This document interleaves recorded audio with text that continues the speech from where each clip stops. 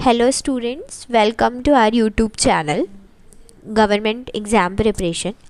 तो आज हम EMRS स्टाफ नर्स के लिए जो सिलेबस है उस पर एक टॉपिक है केयर ऑफ डाइंग पेशेंट। तो आज हम उस पर एक डेमो क्लास ले रहे हैं।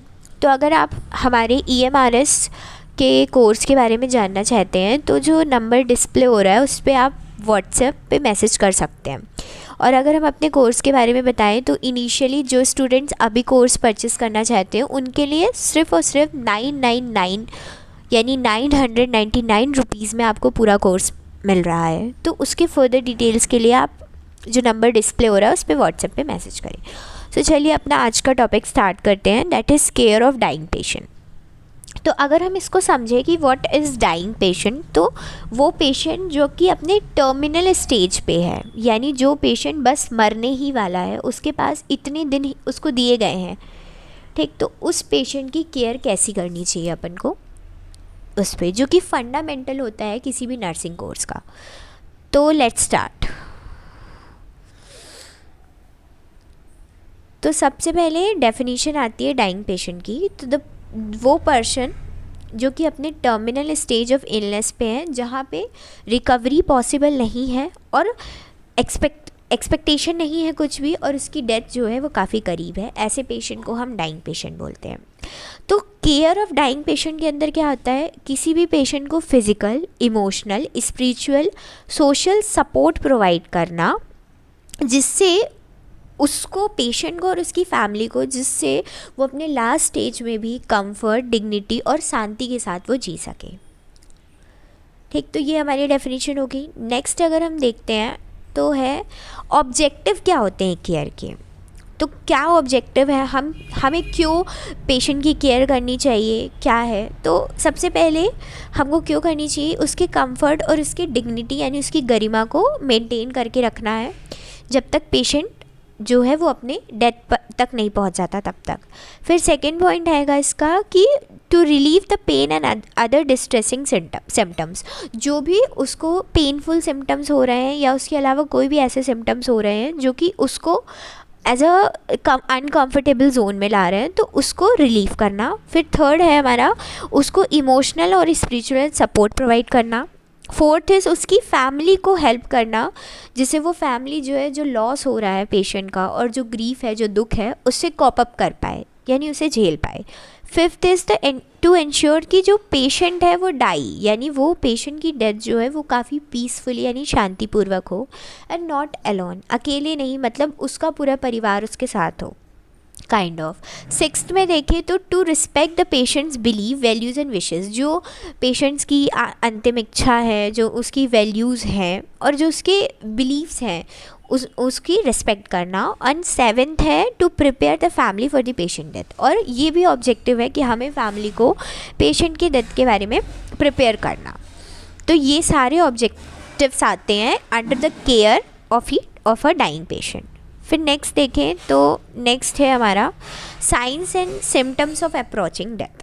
तो ऐसे क्या साइंस और सिम्टम्स हैं जो एक पेशेंट में दिखते हैं जिसको हम कहते हैं the patient is gonna to die. तो अगर हम देखें तो उसमें कुछ फिजिकल साइंस होते हैं और उसके कुछ डिस्क्रिप्शन दिए हुए हैं। तो सबसे पहले फिजिकल साइन है, सबसे पहले वीक एंड फटीक यानी थकान। तो ये किसकी वजह से हो सकता है, मसल टोन लॉस हो जाए, डिफ़िकल्टी मूविंग। फिर नेक्स्ट इज़ इरेगुलर ब्रीथिंग, यानी एक ये टाइप होता है सीन स्टॉक ब्रीथिंग, जिसमें पर्सन जो है बहुत गहरी गहरी सांस लेता है, फिर उसकी ब्रीथिंग सडनली स्टॉप हो जाती है, तो उसी को बोलते हैं period of apnoea and deep breathing. फिर थर्ड है drop in blood pressure, BP कम हो जाना, जिसकी वजह से वीक और थ्रेडी पल्स आती है।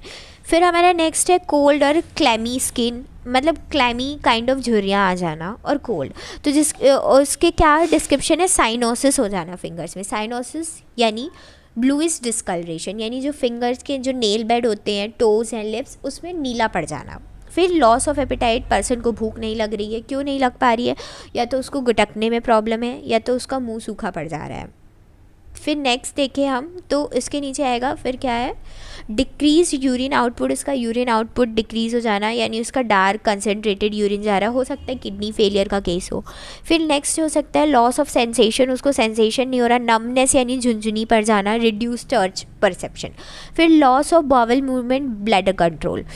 तो बॉवेल मूवमेंट अच्छे से नहीं हो पा रहा है, जिसकी वजह से पेशेंट को कॉन्स्टिपेशन यानी कब्ज की प्रॉब्लम हो सकती है। ये किसकी वजह से हो सकता है? मसल रिलैक्सेशन की वजह से हो सकता है। फिर नेक्स्ट है कन्फ्यूजन या रेस्टलेसनेस, तो हो सकता है कोई ब्रेन रिलेटेड प्रॉब्लम हो। मे सी और टॉक टू अनसीन पीपल, ठीक। लॉस ऑफ कॉन्शियसनेस यानी कॉन्शियसनेस ना होना, पेशेंट होश में ना होना, पेशेंट कैसा है? ड्राउजी हो रहा है, उसे चक्कर आ रहे हैं, अनरिस्पॉन्सिव हो रहा है बिफोर डेथ, यानी कोमा का केस हो सकता है ये। तो ये सारे सिम्टम्स जो होते हैं वो एक पेशेंट में शो होते हैं, दिखते हैं when the patient is just approaching to death. फिर अगर नेक्स्ट उसको देखें तो नेक्स्ट हमारा है कि needs of a dying patient. जो पेशेंट अपने डेथ बेड पे बैठा हुआ है, लेटा हुआ है, तो उसकी क्या नीड्स हो सकती हैं? तो उसकी फ़िज़िकल नीड्स हो सकती है कुछ। क्या है उसकी फ़िज़िकल नीड? कि वो कंफर्टेबली रहे, हाइजीन रहे, साफ़ सफाई, और पेन उसको ना हो, पेन रिलीफ। नेक्स्ट हो सकती है कुछ साइकोलॉजिकल नीड्स हो सकती हैं, जैसे कि security, love, emotion and support. कुछ स्पिरिचुअल नीड्स हो सकती हैं, जैसे कि prayers, rituals according to faith, भाई जिसमें भरोसा हो। फिर कुछ सोशल नीड्स हो सकती हैं, जैसे कि सोशल नीड्स यही है कि जो अपने लव्ड वंस है उनका आसपास होना, फैमिली का सपोर्ट। फिर फिफ्थ है कुछ इन्वायरमेंटल नीड हो सकती है कि जो आसपास की जगह वो काफ़ी शांत होनी चाहिए, क्लीन होनी चाहिए, प्राइवेट सराउंडिंग होनी चाहिए। तो ये कुछ नीड्स होती हैं डाइंग पेशेंट की, और ये पर्सन टू पर्सन वेरी कर सकती हैं। Next is nursing care of dying patient. तो यानी एक नर्स है तो उसको किस तरह केयर करनी है किसी भी डाइंग पेशेंट की। तो सबसे पहले अगर हम फिज़िकल केयर की बात करें तो पोजीशन देखना है। तो पोजीशन में यही कि पेशेंट को हमेशा कंफर्टेबल पोजीशन में रखनी है, वेदर वो सुपाइन हो, प्रोन हो, वो डिपेंड करती है। तो और पोजीशन को बार बार चेंज करते रहना है, जिससे बेड सोर ना हो, यानी एक ही पोजीशन पे बहुत देर तक लेटे रहने से जो मसल्स हैं उसमें क्या हो जाता है, उसमें ऐठन टाइप के आने लग जाती हैं, तो उसको भी हमको प्रिवेंट करना है। फिर नेक्स्ट केयर हमको करनी है, माउथ केयर करनी है। तो माउथ केयर में क्या है, मुंह को साफ़ करना है, लिप्स, माउथ को और लिप्स को ऑफन यानी अक्सर साफ़ करना है। और जैसे लिप बाम इसमें लिखा हुआ है टू प्रिवेंट द ड्राइनेस को प्रिवेंट करने के लिए, ठीक। तो ये सारी जो एस्पेक्ट्स है फिज़िकल केयर है जो कि एक नर्स को करनी होती है ऑफ अ डाइंग पेशेंट। अगर हम नेक्स्ट देखें तो आई केयर आता है नेक्स्ट। तो आई केयर में क्या है, आँखों को मॉइस्ट कॉटन से जेंटली अपने आईलिड्स को, उनके आईलिड्स को क्लीन करना। स्किन केयर में आता है तो स्किन को क्लीन रखना, ड्राई रखना, मॉइस्चराइज रखना, पाउडर लोशन लगाना। मतलब उनको किसी भी अनयूजुअल फील नहीं होना चाहिए कि वो उनके साथ इतना, मतलब वो जो है they are gonna to death, यानी वो डेथ पे जा रहे हैं, उनको पता है ये बात, वो रियलाइज़ कर रहे हैं, बट हमको इस तरह सा तरीके का सराउंडिंग क्रिएट करना है जिससे उनके लिए ये बहुत इजीली वो अपने डेथ तक जा सके। फिर एलिमिनेशन की बात की जाए तो क्या करना है, एलिमिनेशन की बात क्या करना है कि पेरिनियल एरिया को क्लीन करना है ना, और ड्राई रखना है पेरिनियल एरिया को, यानी जो हमारा एनएस वाला रीजन होता है उसको। फिर नाउ पेन रिलीफ की बात की जाए तो एनाल्जेसिक देना है, कुछ ड्रग्स देनी है जिससे उनको दर्द ना हो, ठीक। फिर नेक्स्ट देखते हैं न्यूट्रिशन और हाइड्रेशन की बात की जाए तो स्मॉल सिप ऑफ यानी 2-4 घूंट पानी के, लिप्स को गीला रखना है, फोर्सफुली खाना नहीं देना है, ये कुछ वो होते हैं। फिर नेक्स्ट है रेस्पिरेटरी कंफर्ट की बात की जाए तो अच्छा वेंटिलेशन होना चाहिए, अगर ऑक्सीजन की ज़रूरत है तो ऑक्सीजन लगाना चाहिए, है ना। फिर टेम्परेचर की बात की जाए तो रूम को वार्म रखना चाहिए, कंफर्टेबल रखना चाहिए, और एक लाइट ब्लैंकेट से उनको ढकना चाहिए।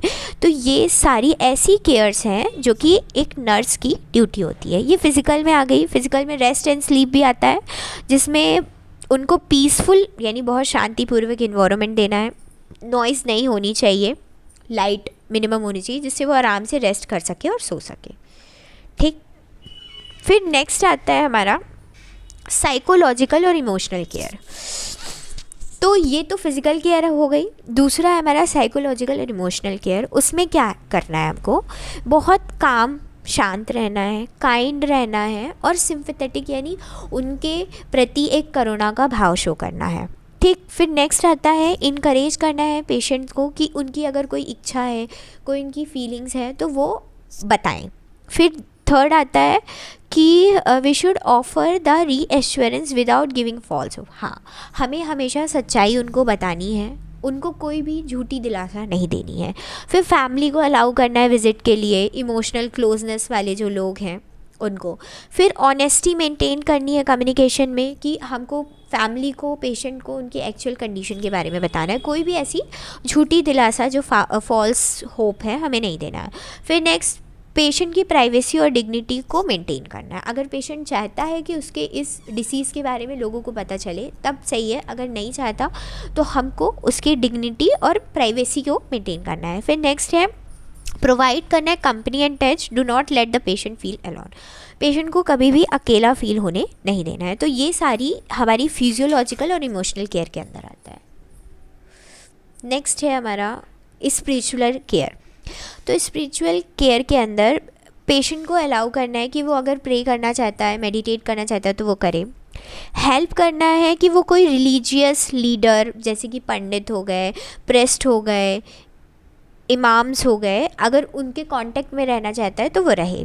फिर उनको कुछ आर्टिकल्स भी हम प्रोवाइड करना है, जैसे कि वो जिससे पूजा पाठ कर सके, ठीक, या तो कोई होली बुक हो गई जैसे कि रामायण, कुरान। फिर सारे रिलीजियस की रिस्पेक्ट करनी है, पार्शियल नहीं होना है। नेक्स्ट इज़ फैमिली को अलाउ करना है कि वो उनके फैमिली जो है प्रेयर्स कर सके, और उनकी भी जो भी लास्ट राइट्स होती हैं, यानी जो अंतिम जो भी वो होता है पूजा पाठ एक्सेट्रा चीज़ें होती हैं, तो वो अगर करना चाहते हैं तो वो कर सकें। मतलब किसी भी चीज़ को लेकर के रूड बिहेव नहीं करना है। अगर नेक्स्ट देखें तो आती है फिर फैमिली सपोर्ट। तो फैमिली को हमको इमोशनली प्रिपेयर करना है और उन्हें बताना है कि जो पेशेंट है वो उसकी डेथ होने वाली है उसके लिए। फिर उसको सारे साइंस बताने हैं कि किस कारण से उसकी डेथ होगी, कामली बहुत शांति से बताना है। फिर उनको इनकरेज करना है कि वो पेशेंट के साथ रहे और उनको जितना प्यार है लास्ट टाइम वो दे सकते हैं वो दें। फिर उनको ड्यूरिंग एंड आफ्टर डेथ भी सपोर्ट करना है और फैमिली की प्राइवेसी को मेंटेन करना है टू से गुड बाय। नाउ नेक्स्ट आता है हमारा care at the time of death. अब at the time of death, जब डेथ हो रही है तो वो बहुत ही क्रूशियल पीरियड होता है, तो उस टाइम पे कैसी केयर करनी है। तो सबसे पहले है confirm the absence of pulse, respiration and heart beat. सबसे पहले कंफर्म करना है कि पल्स एब्सेंस है, रेस्पिरेशन भी नहीं है, हार्ट बीट भी नहीं है, ठीक। फिर डॉक्टर को, जो डॉक्टर इंचार्ज होगा उसको नोटिफाई करना है और नर्स को इमीडिएटली रिकॉर्ड करना है। क्या रिकॉर्ड करना है? Time and date of death. Family को अलाउ करना है to view the body privately. फिर जो भी स्पिरिचुअल सपोर्ट जो होते हैं रिलीजन के हिसाब से वो प्रोवाइड करना है, और बॉडी को रिस्पेक्ट और डिग्निटी के साथ जो फैमिली को हैंडल करना है। इसका कपड़ा खराब निकल गया क्या रे? फिर care of body after death. अगर डेथ के बाद किस तरह बॉडी की केयर करनी है, तो क्या है, सबसे पहला प्रोसेस होता है आइडेंटिफिकेशन। तो उसमें सबसे पहले हम जो भी बॉडी है उसमें क्या करेंगे, आईडी टैग लगाएंगे, कहाँ पे, रिस्ट पे और लेग पे। दूसरा पोजीशनिंग, पोजीशन कैसी होनी चाहिए, ले बॉडी फ्लैट पोजीशन पे होनी चाहिए, आईज क्लोज होनी चाहिए और माउथ भी क्लोज होना चाहिए। फिर तीसरा है क्लीनिंग। तो क्लीनिंग में ट्यूब्स जो है उनको हटा देना है, बॉडी को क्लीन करना है, जो वाउंड्स है जितने भी घाव हैं उनको भर देना है, क्लोज कर देना है। फिर ड्रेस, तो ड्रेस क्या होनी चाहिए, ड्रेस यही है कि बॉडी को एक साफ़ क्लीन शीट जो होता है उससे कवर कर देना है।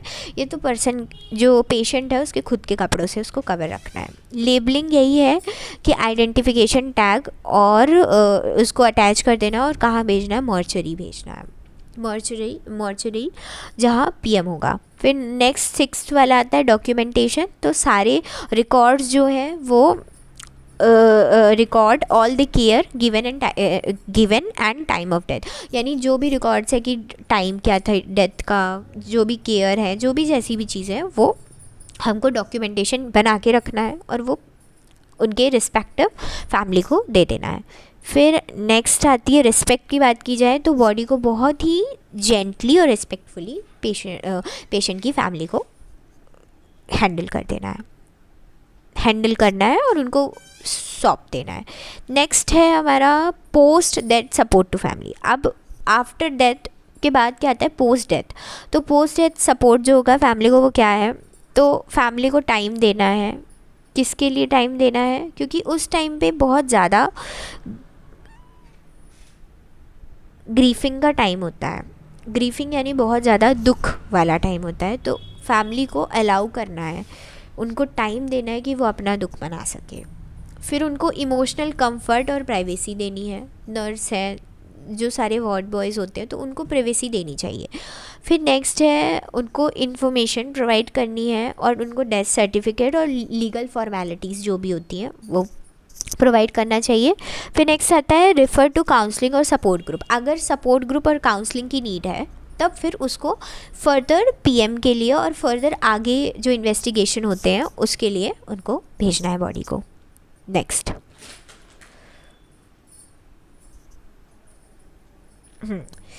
एक नर्स जो होती है उसका क्या एटीट्यूड होना चाहिए टुवर्ड्स द डेथ। तो डेथ के लिए एक नर्स का क्या एटीट्यूड होना चाहिए, तो नर्स है या तो कोई भी मेडिकल स्टाफ है, वेदर वो डॉक्टर हो, वार्ड बॉय हो, कोई भी हो, तो वो कैसा होना चाहिए, शुड बी काम, कंपैशनेट एंड प्रोफेशनल। यानी बहुत शांत होना चाहिए, कंपैशनेट होना चाहिए और प्रोफेशनल होना चाहिए। उसको इतना इमोशनल नहीं होना चाहिए कि वो अपना प्रोफेशन ही भूल जाए कि वो क्या है। ठीक, नेक्स्ट क्या है, उसको डर नहीं दिखाना है, ना ही वो पेशेंट के सामने, ना ही उसकी फैमिली के सामने उसे कोई दुख दिखाना है। फिर उनके कल्चर और रिलीजियस के जो डिफरेंस होते हैं उनको उसकी रिस्पेक्ट करनी है और उनको याद रखना है कि डेथ एक नेचुरल प्रोसेस होती है और ये तुम्हारे नर्सिंग केयर का पार्ट है। यानी किसी भी पेशेंट, चाहे वो पेशेंट आपके कितने भी क्लोज क्यों ना हो, आपको इतना वीक नहीं होना है कि आप अपना प्रोफेशन ही भूल जाएं कि आप एक नर्स हैं। और आपका ये सब चीज़ विटनेस करना, ये सब चीज़ देखना एक बहुत नॉर्मल होना चाहिए। नेक्स्ट है एथिकल एंड लीगल कंसिडरेशन क्या है। तो इन्फॉर्म्ड कंसेंट फॉर ट्रीटमेंट और withdrawal, do not resuscitate order should be respected, maintain confidence. Yes, इसमें यही है एथिकल एंड लीगल। जो हमारे लीगल वो यही बोलते हैं कि सबसे पहले हमको क्या करना है, जो किसी भी पेशेंट की कॉन्फिडेंशियलिटी जो होती है उसको मेंटेन करना है। हमको ऐसा नहीं है कि वो पर्सन की डेथ हो गई तो हम 4 लोग से बता रहे हैं कि उसका रीज़न क्या था, ये था, नहीं।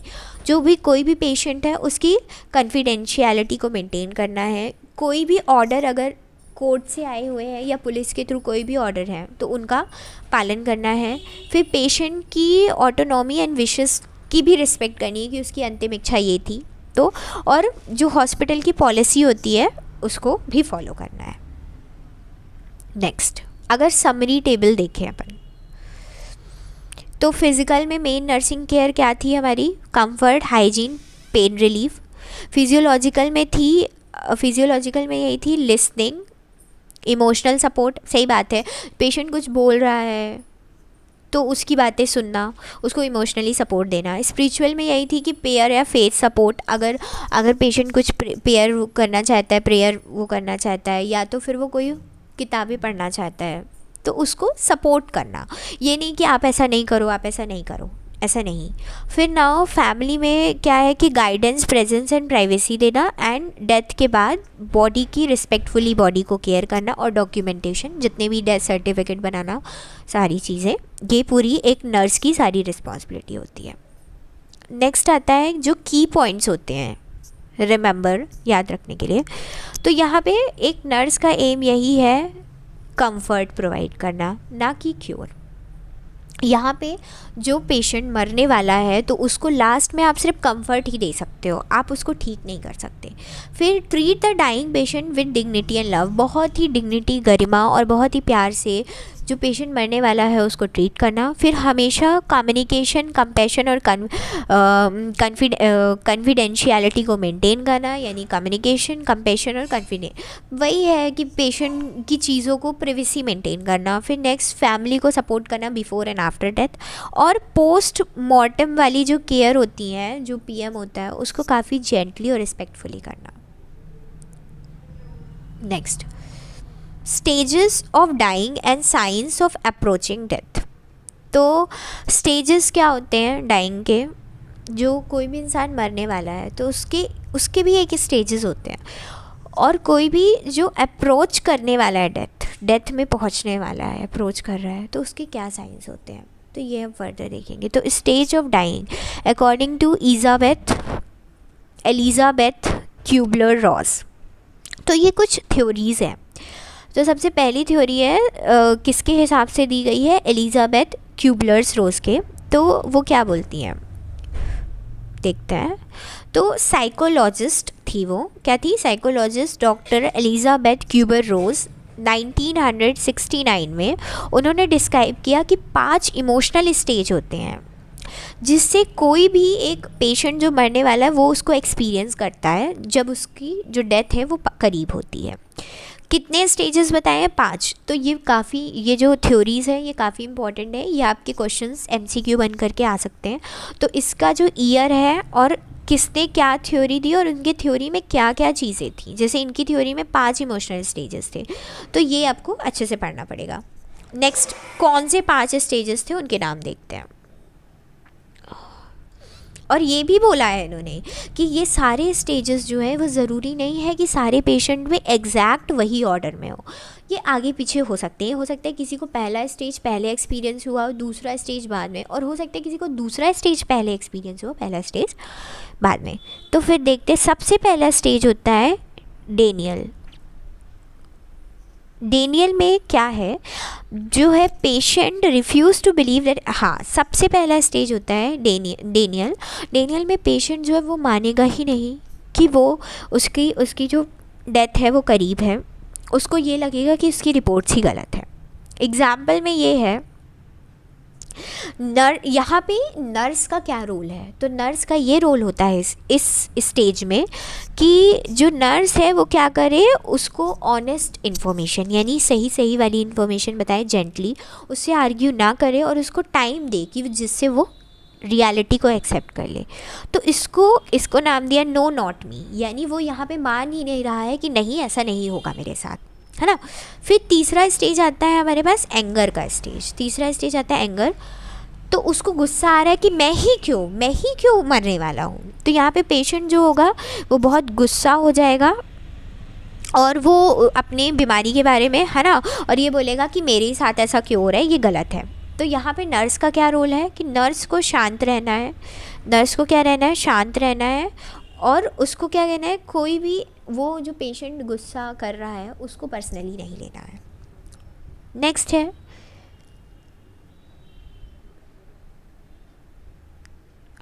नेक्स्ट होती है बार्गेनिंग। ठीक, अगर बार्गेनिंग करेगा, बार्गेनिंग में क्या आएगा कि if I can leave a little longer, क्या मैं थोड़ा और रह सकता हूँ। तो इसमें क्या बोलेगा, पेशेंट जो है नेगोशिएट करेगा भगवान से, डॉक्टर से बोलेगा कि क्या मैं और वो रह सकता हूँ, और वो प्रॉमिस कर रहा है कि अब मैं बदलाव करूँगा अपनी आदत में। कोई भी पेशेंट है उसने बहुत ड्रिंक किया, मे बी उसके लिवर सिरोसिस हो गया, लिवर कैंसर